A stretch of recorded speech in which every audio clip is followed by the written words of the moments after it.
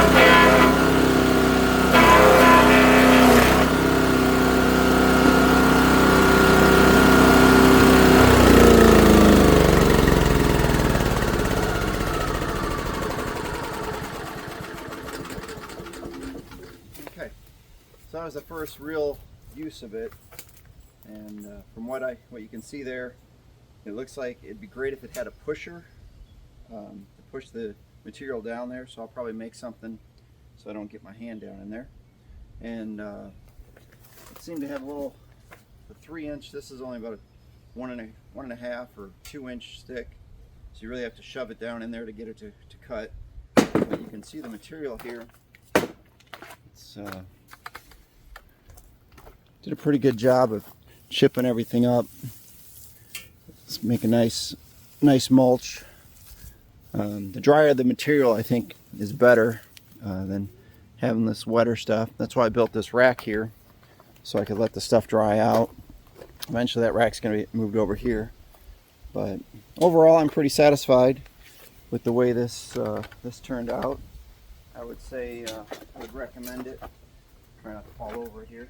It looked like it did clog up a little bit here with the plant material, but like I said, I think if it was drier, it would shoot through better, and that would make it work a little bit better. But for just that short test, I think I'm pretty happy with it.